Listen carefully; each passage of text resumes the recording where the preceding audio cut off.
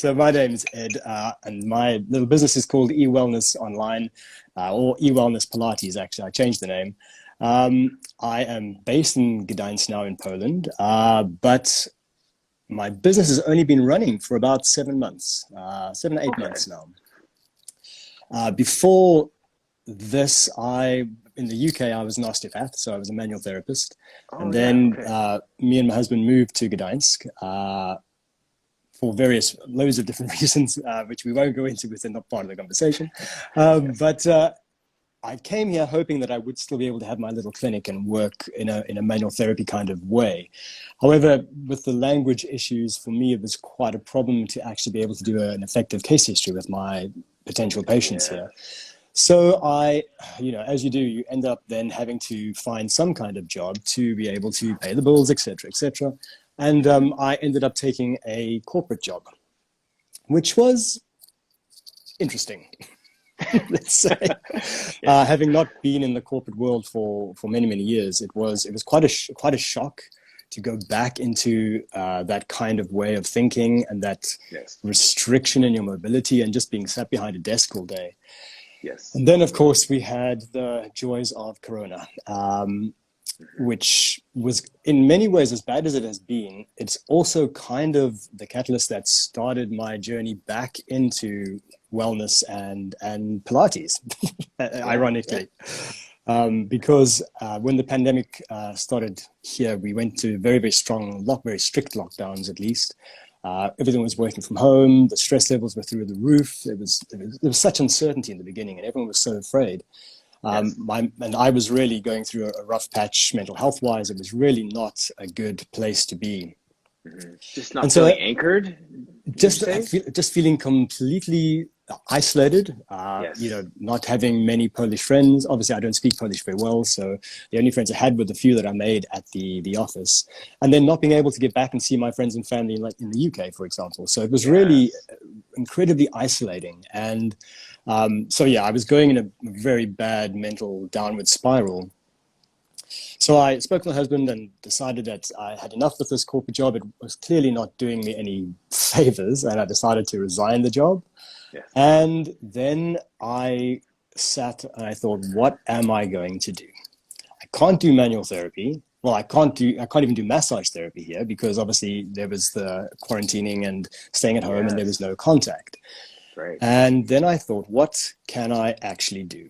So then I started off by offering online wellness consultations. So if people were having problems with work from home life, I could give them advice on stretching and movements and things like that, how to do some self-massage techniques, et cetera, et cetera. It was not bad.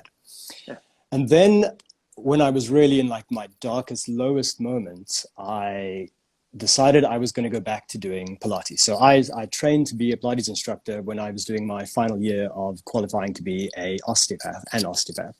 Yeah. And I did that in the hope that I'd be able to then prescribe exercises to my patients because a lot of my colleagues who were qualifying with me were actually Pilates instructors already, and they were saying how much success they had from the exercises with Pilates.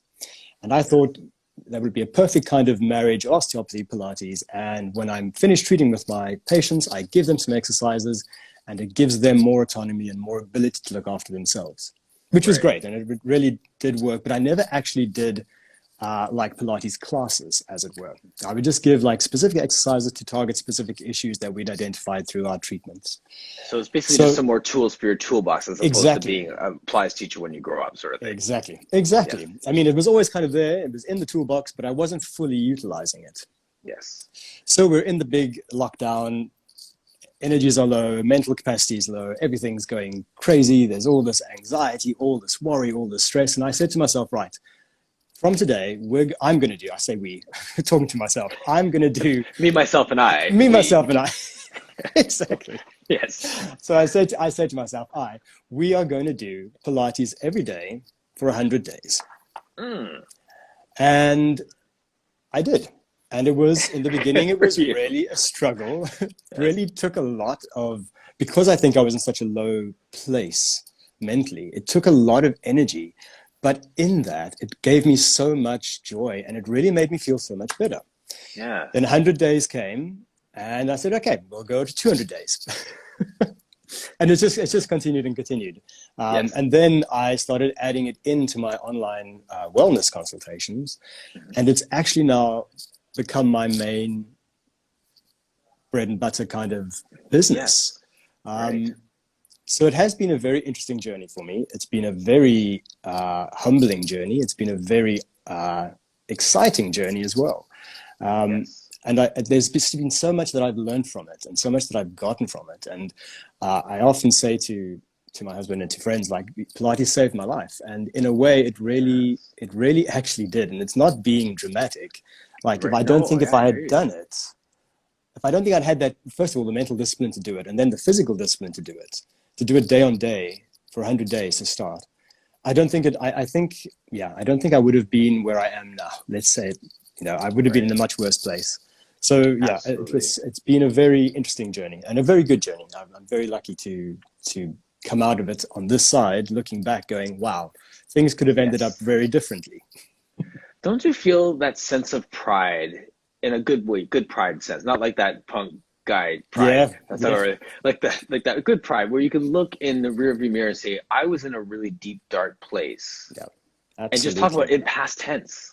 Yeah, I mean, look, there's still days when I struggle, right? I think that's going to be the kind of continuing theme with the ongoing pandemic. But I mean, so much more of a better place than what I was. And I think also the other great thing was finding my joy again and finding my purpose. Like, working in a corporate environment, there was, you're just making money for someone else. You're just the little lemming or the little minion doing all the work, and you're not actually doing anything that feels like it's, helping other people. Yeah. Exactly. So this is really coming back to doing what I love doing, helping people, being in contact with people, just having conversations like this. Obviously, the world is very different because everything is online now for me. At least all my students are virtual. Sure. Yes. Yeah. But it's that connection it's still that you can so good have. Though, right? Yes, absolutely. Honestly, these conversations are like a highlight in my day. Just to know, there's a novelty of hearing someone else's stories. Like, my wife teases me all the time. She says, you're going on a date 5 days a week.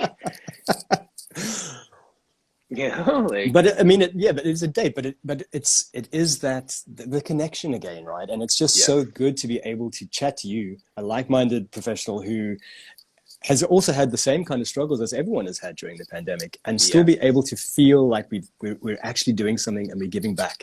And I think that's the real big kind of driver for me, is that ability to feel like I'm actually making a difference and not just making someone money. Right, exactly. Or just sitting home waiting for life to happen to you. Exactly. Which I would have been doing if, I had not stepped back into my Pilates and started going through it and relearning and redoing. It would have been, I would have just been sitting on the couch in a pile of depression on the floor, basically. So it is really, really, and I think that's where my kind of line, it's never too late to start, it comes from, is that even though I felt like I was at the end of the road, right? I unfortunately couldn't do my previous healthcare business because I couldn't speak the language. I ended up in a job that I didn't enjoy, and it really felt like it was like the end, but it wasn't. It was just the beginning, actually. Absolutely. And I think a lot of people have really been suffering with what's been happening with the world, and I think my message is, don't ever feel like it's too late. You can always get up and you can always make a difference. You can always just do a little bit of movement. And if that little bit of movement will make you feel a little bit better, then you're winning, right? Absolutely. Absolutely. And there's something to be said for being consistent. Like the 100 days of movement, or 100 days of anything, right? Like, there's going to be days where you just get up on autopilot, you do it because you said to someone you're going to do it. And there's other days when you're planning it out and you're so excited and you jump out and you go down and you do it, right? So absolutely, there's an ebb and flow, but the common denominator is a consistency, whether you want to do it or not. And sometimes just that action, like your body follows the action, and other days your body's, and so it's just interesting that I find in my life too, there's moments when you go, you serve, you do something for someone else when you don't feel like it, or you just take that first step, you Nike it, right? You just do it, and then everything else follows suit. Exactly. And the more you do it, the better you become at doing it. Yes. And the other very important thing is the accountability. It's very important to have somebody, or even if it's just yourself, but try and have that accountability, because then if you don't do it, it's not to make you feel bad. It's just to make you realize that you have made a commitment and you have to continue with it. Yes. And if you miss a day, fine, but be able to get up the next day and do it again. Yes. Which is, again, I think, having gone through the pandemic, has been a big problem for a lot of people, is the motivation and the consistency, and somebody that they can actually be accountable for, and it's for their own good. So, everyone should be accountable for their own good. Yes, exactly. Yeah, make sure you're recruiting someone for that accountability that's not going to condemn you every time you slept here. Exactly. And that's normal. Yes. Life is unpredictable, and we will all slip eventually. But as long as you have somebody who's going to still give you the motivation and help you on the journey, that's super important. Right, exactly. So I had a guest on maybe just a week ago or the weekend before that, where they were talking about starting over, and she was challenging that notion of starting over. Mm-hmm. In the sense of saying, like, you never stopped. Like, if you're on this journey, the journey continues. Even if you're doing these 100 days of Pilates and you miss 4 days, you're not starting over on that 5th day. You're just continuing the journey. Yeah. Like, if you're eating clean and then you're like, okay, I'm going to start over on Monday. It's like, no, there's a blip, but like, you're still going. Just keep moving with it, right? Like, it's a different mindset, because then you get into this rut of like, okay, well, I'll just let myself go till Sunday because I'm starting over again on Mondays. Well, no, like, you can always just, either way you look at it, it always comes back to the fact that this is a journey. Like, we're not just moving towards a destination and just full stop when we get there. Absolutely. And a lot of that, I think there's a lot of responsibility from the fitness and wellness industry, and the health industry, in fact, for that kind of message, which says, oh, you failed, therefore you've got to start over. And that needs to be changed I don't know where it has to come from, but it is a fundamental change that has to happen. And that we shouldn't be, being so, I don't know how to explain it, but, we need to stop the idea that just because you've fallen off, that you have to restart the whole thing. It is just a continuation, as you say. You just continue the next day, and that's it. And, you don't have to, because I think once you've had the idea that you've fallen off, then you go through the process. Oh, well, I've done it badly today, so it's Thursday, so I might as well just continue badly until Monday, and then I'll start fresh on Monday. Whereas if you're just continuing, you just go, okay, it was not a great day, but you know what, tomorrow's another day, and I'll get back on it, Absolutely. But how do we make that or how do at least we communicate that out to people so that they don't feel like they are so being punished for, just slightly slipping or something, actually relatively minor. And then because that little slip in the mindset, they go into a big avalanche of undoing good things. Right. Yes. We're so inclined to like sabotaging. So that's for sure. It's like the analogy I used to use when I was working. My background's in social work, and people hear me say this all the time. But one of the things with youth is that we talked about this ladder analogy, where you start climbing this ladder of success, and you get halfway up, and then there's people who say, "Look, I'm halfway up. I'm going to keep climbing," and there's others who look down and say, "Look how far down that fall is going to be." Yeah, and that's that's a real problem, and it's again about the mindset, and I guess maybe also not having the right kind of support to help them realize that, it's not a fall. We're here to, if you do fall, we're here to catch you, and you're not going to fall down. We're going to help. We're going to push you up. Again, mindsets, someone that they can confide in when they have problems, maybe to help them, to help get them. I mean, this is a whole other kind of realm of the kind of mental support that a lot of people need, which is also at a very, very thinly spread kind of level at the moment. Right. And, as fitness individuals, fitness professionals, sure, we try and help our clients and our students, but we're not necessarily specifically trained in how to give them the correct kind of help with these kind of mental struggles. Maybe there should be more training, which we can do, and then to be at least a stepping stone between another mental health professional potentially. Yeah, absolutely. I think that's it. And training if there was to be more training, the training would be, from my perspective, for us to be able to identify, not to be able to treat. Yeah. Yeah. Right? I don't need Good. to be all things to all men. I need to be able to recognize the end of my capabilities and the beginning of someone else's. Yeah. Good. Very excellent point. Yes, exactly. So if I have a circle of care, and you having an osteopath background, I always ask people, like, oh, who's in your network that you refer out to? Who's in your circle of care? So I have an osteo, or I have a chiro, I have a massage therapist, I have a psychologist, I have whatever it is. I have, I don't know, like all these different people that I can refer out to. So then that also frees me to work with the people that I'm most passionate about working with. And then I don't have to worry about the rest of those people. Yeah. Exactly. You know what I mean? Even nutritionists, right? Like I have a friend who's a dietitian. Like, so I don't have to tell you don't eat like donuts and bacon and beer for breakfast. Like, just that's common sense to me. But like, there might be something else in there that is a trigger for you to keep doing that. So let me hand you up to someone who could deal with that properly, and we'll work on your hundreds over here. Right? Exactly. Collaboration and that kind of collaborative relationship with other therapists is so important. In the UK, when I was at my own clinic, and working as an associate in other clinics, I say we again, like my other colleagues, we would all refer to each other, and we'd refer out to other specialists if we needed to. And it is a real lifeline to have that ability to be able to refer people on when they are needing help, which you can't provide. And I think that, as you mentioned there, being able to recognize when you do need to refer on is very important. Very important. Yeah. And maybe also potentially some people try and take it on all by themselves, and absolutely, that's also it's no benefit for the trainer or for the individual.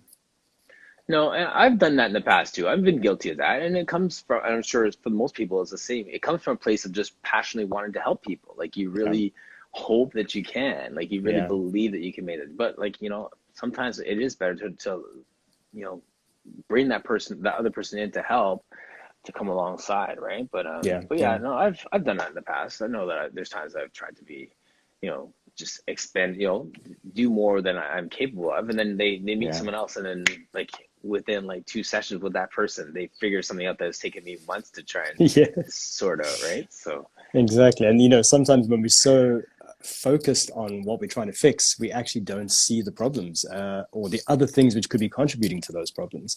Right. So it's really important to sometimes just step back and try and have either refer on to someone else, or try and have a different perspective of what you're looking at. Don't get so caught up in trying to solve something that you might not even be able to solve. Right. Exactly. So how has it been for you connecting with the Pilates community in Poland? Like, are there studios around? Are there other people doing independent work? Have you met with anyone in your immediate Pilates community? I haven't with anyone in my immediate community, obviously still because of the lockdown and the restrictions. I do know there's not as many as what I actually thought there would be. It's not very well known, I guess, or maybe it's not very popular, rather. Things like yoga is super popular in Poland, but Pilates doesn't seem to be that big at the moment. Of course, I'm now my perspective is probably very skewed because I don't speak the language. But, I do follow a lot of, I do follow as many as I've found on Instagram. And yes. Jacqueline Martin is one. Jacqueline Martin, I do not know. Yeah. She was like one of my first guests. I think she's in Poland. Oh, Jacqueline Martin.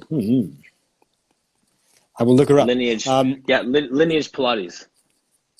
Lineage Pilates. Great, thank you. Because I follow a couple of students, but not students, sorry, studios, but they're quite far away. I do know there is a studio in so Gdańsk is part of 3 cities, so there's Gdańsk, Gdynia, and Sopot, and I do know there's there's for sure one studio which is in Sopot. But again, until where there's a little bit more freedom, I guess I won't be able to make physical connections with them.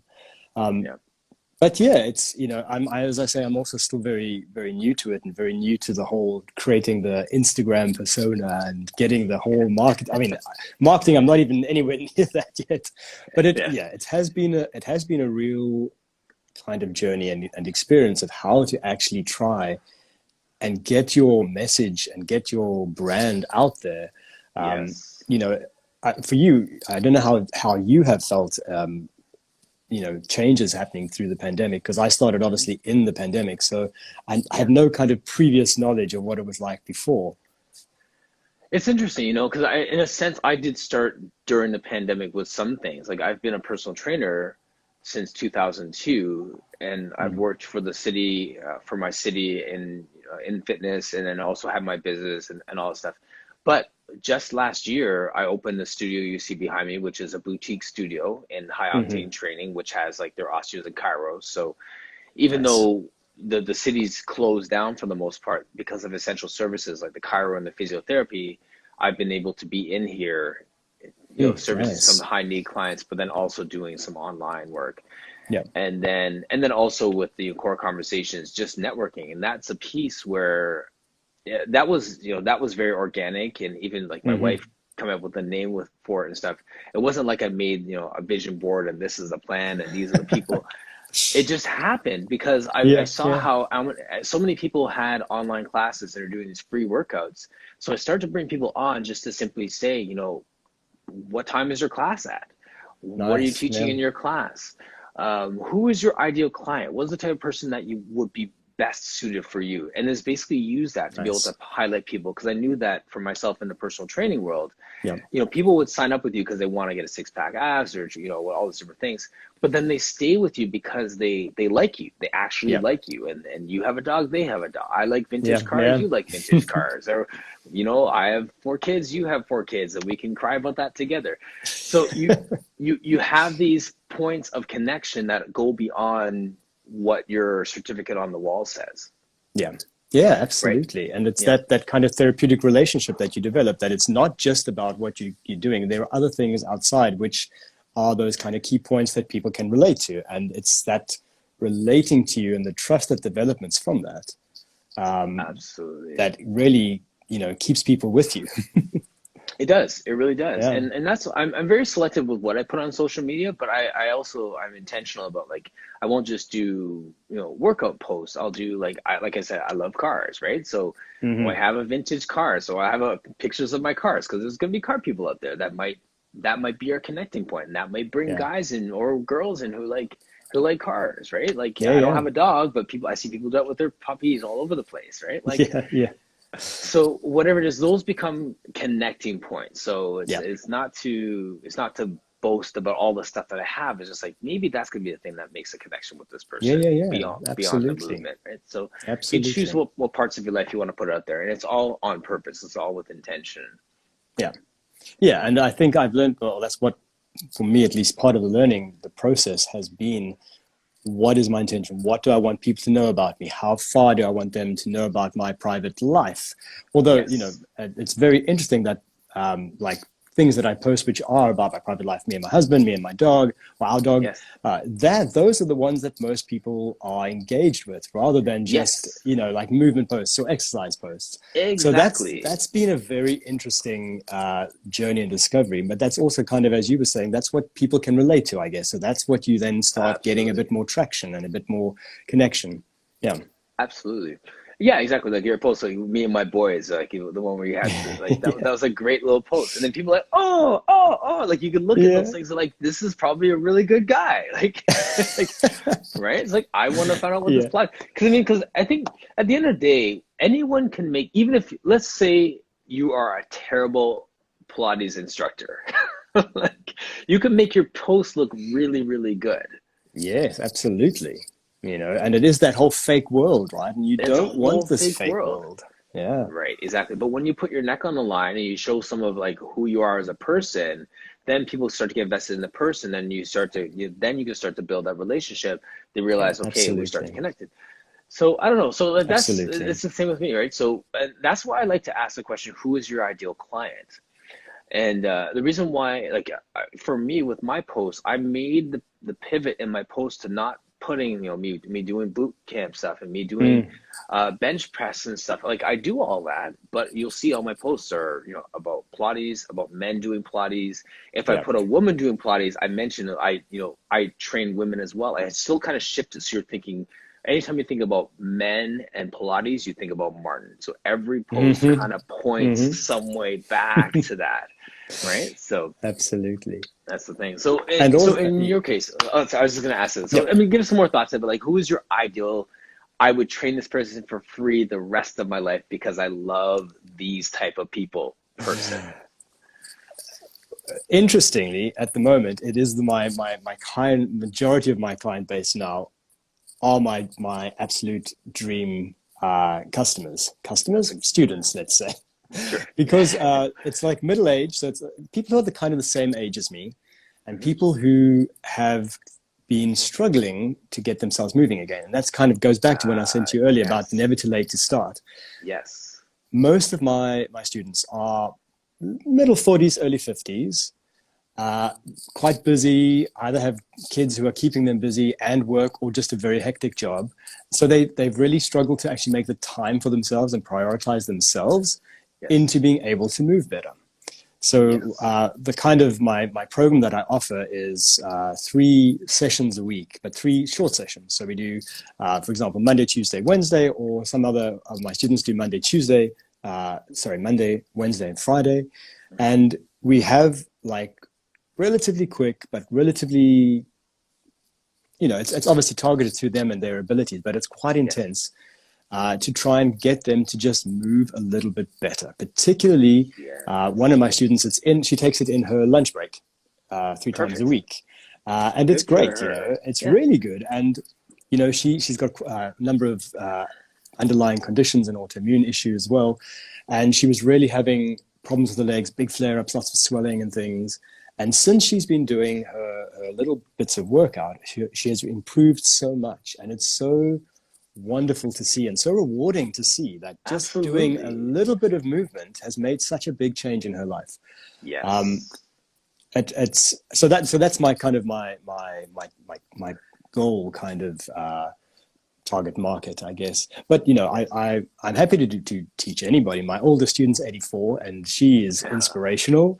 She gets down on the floor and she gets going, and she's absolutely, that is inspirational to see. She's a manual therapist. Well, she does Feldenkrais. She's in the States, and so she's very in tune with the body. She knows what she's feeling. Very body aware, and it's so wonderful to work with her. It's really amazing. So yes, I guess my ideal is good, and also I have quite a lot of male Pilates students, and I do a lot of duos, so a lot of husband and wives, which is very interesting.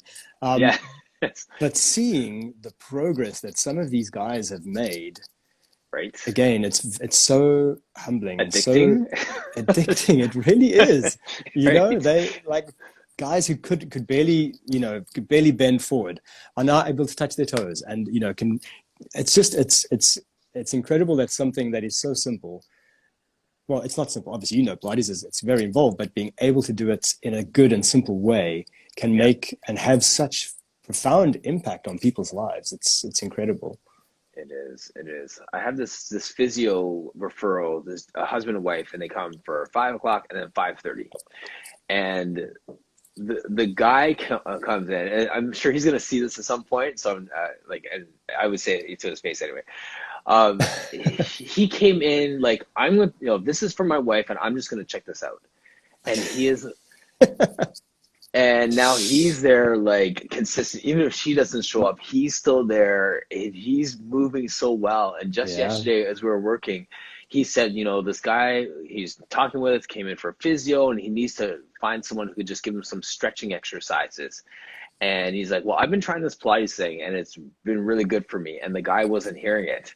And so he tried again and said, well, what about this Pilates thing? And once again, the guy kind of just like ignored the Pilates word in it. And he's like, you know what? I just walked away at that point. I just left it.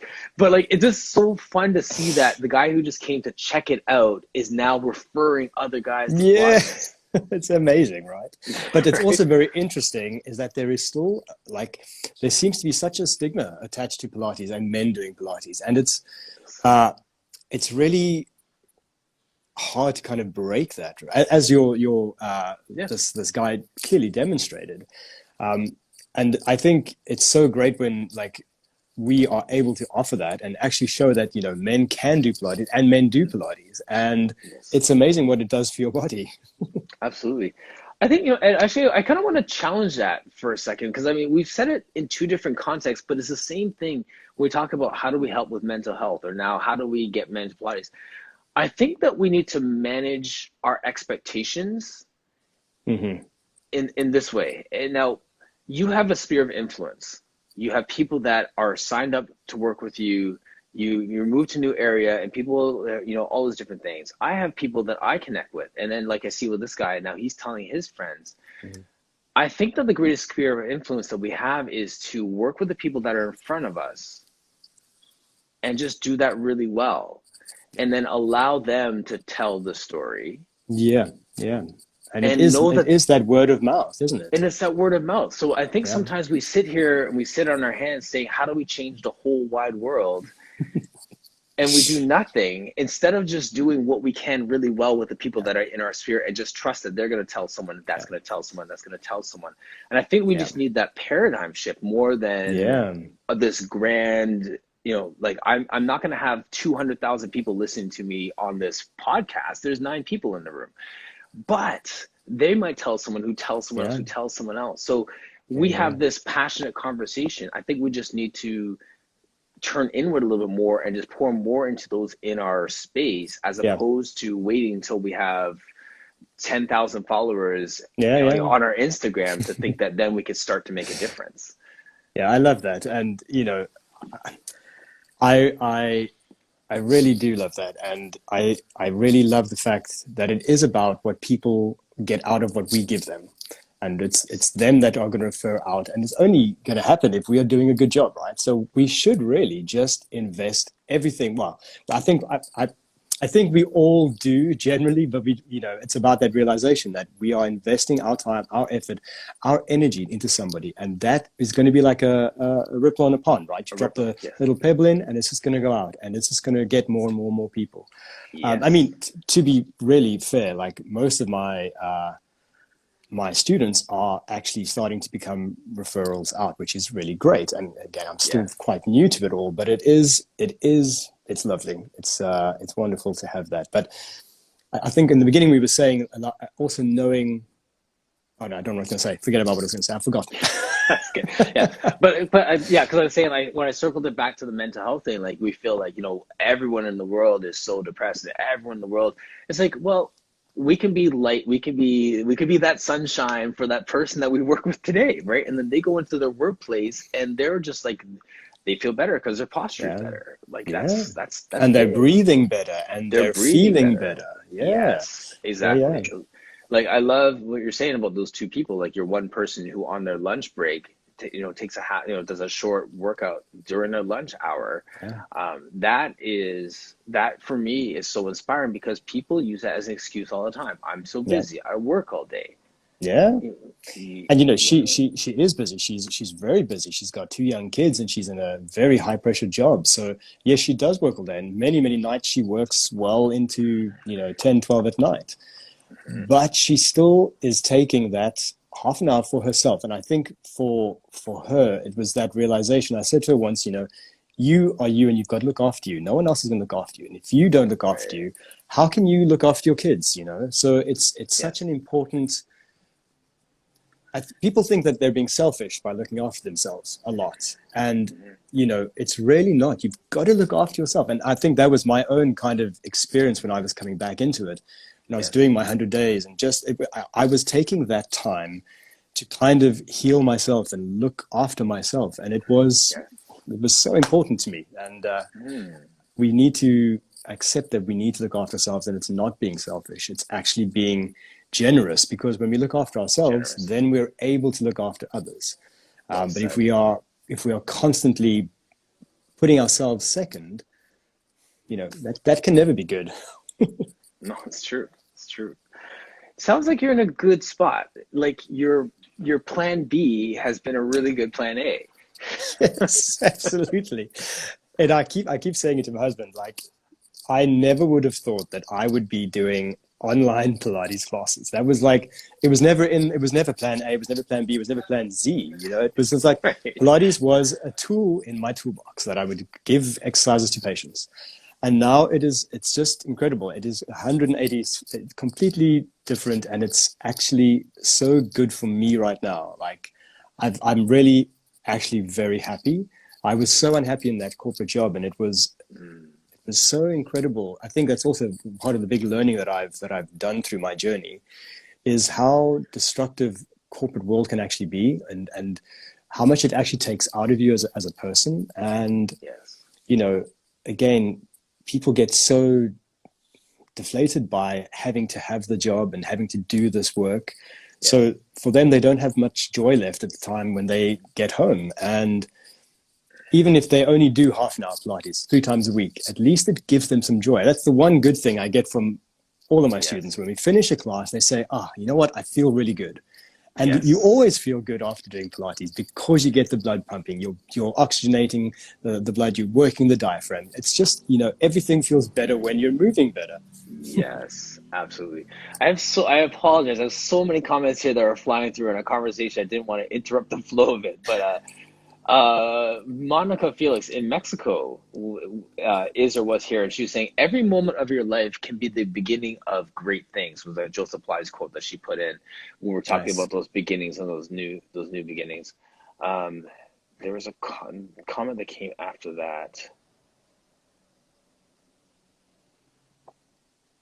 Oh, when we're talking about men and Pilates, Grace Ply said, "Why is it so hard to get gentlemen into the studio? I'm about to run a golfer's workshop, and it feels like the biggest hurdle to get guys to sign up." Yep. Yes. Yeah. Sorry. I love how we didn't give a solution. We're like, yeah. No, because it's true, right? The struggle is real. The struggle is real. It kind of goes back to what you were saying, just doing the ones that we have got, do it really well so that they can get the message out. And it is going to take a long time because you're going to have the strong alpha type male who's going to be resistant to Pilates because, oh no, Pilates is for ballet dancers, Pilates is for women. It's going to take a while to get that to change, right? Right. I lean on the LeBron James analogy so much, just saying like, LeBron James did Pilates, the late Kobe Bryant did Pilates. Like, look at all these NFL guys. So yeah, I've had people thank me for having Real Men Do Pilates handle and just having pictures up, because then they could just basically reference that and look. There's not just a football player. There's like a guy who wasn't a dancer doing Pilates. Like, how's that for you, right? Yeah, like, absolutely. Andrea, here's a comment, said, "I was observing another teacher class yesterday, and she shared that one of her biggest insecurities was her posture. More and more people are becoming more aware of their posture and correcting movement." Right? And isn't that funny that in a sense that's for Pilates people, that's like the lowest hanging fruit, to correct someone's posture. That's like you know what I mean? Like, we can do so many things. Like, you may not be able to fix scoliosis, but like a person could walk out with better posture after session 1. Yeah. And also just, from having that understanding of their body and that change in the way they're breathing and the way they're just simple things like doing the pelvic tilts. Once you start learning that, you literally after the first session walk out, you feel taller, you feel better. It's incredible. And it is this reminds me of one of my other students. We've only been seeing each other now for about, I think we've done 8 sessions. And on the last weekend, he was using a power hose to clean the driveway. And it took 5 hours. And he was like, you know what? On the Monday when I saw him, he's like, you know what? This is the first time I've done that, and my back hasn't hurted. It hasn't been in pain. And I'm like, oh, that's amazing. So, why? And he's like, all I did was I kept thinking of the cues you gave me, and I kept looking at where my body was. And I was like, wow, man, that's amazing. Just like that. Yes. So, we can do, and we have amazing influence in what we do and what we say. And, even the cues we use, the language we use, it isn't so powerful. So it's really important that we do it the best way that we can. The best way that we can. Yeah. Yeah. I love saying that to my clients when they come back with stories of power washing or gardening, and they say, I moved this amount of soil and my back didn't hurt the next day. I'm like, that's what we train for. Absolutely. That is the gold that we look for, and it is so wonderful. Yeah, yeah, yes. Very good. I'm just sitting back in this conversation, like just enjoying the moment, honestly. Like this is It's been so nice. it's so nice. It really has. Yeah, yeah. There's days that I do these chats and I feel like how to put it? Like this is just such a life-giving moment for me. You know what I mean? Like just the chat is good, just being with someone who is of like mind, just someone who just like loves their family, loves their work, loves life, and loves the opportunity to share that with other people is just a life-giving moment when you could get to just share that with people. So even if I feel like it's like the 100 days thing. Like when it's not that I ever don't feel like talking to someone, but there's days when like it's more work to get to this place. And then the conversation is easy like this, where I don't have to sit and be like, okay, what was I going to say next? Like there's stuff that I wrote down, like I wanted to circle back to, and like, just let it ride. Like that's, I'm sure we'll have another conversation at some point. Yeah, we will. And it's, I want to thank you for it because, what I've really also gotten out of the whole pandemic and doing things online is that, we can have these really meaningful connections online, even though, the chances of us actually meeting in life are probably going to be quite limited. But it's so nice to be able to have this conversation. And even though we're not in the same country, it's absolutely fine. We can do it, and that is, it's great. It's really great. And thank you for setting it up and for inviting me. It's been wonderful. I've really enjoyed it. Yeah, it's my pleasure. One of the things we talked about yesterday, for those who are watching, we talked about being present, and I used the story of Mike Tyson on his biography thing, that documentary that I did, and he said success was being responsible and being present, and that's how he defines success right now. And it's just interesting that for the last 45 minutes of our conversation, we were more present than we even realized.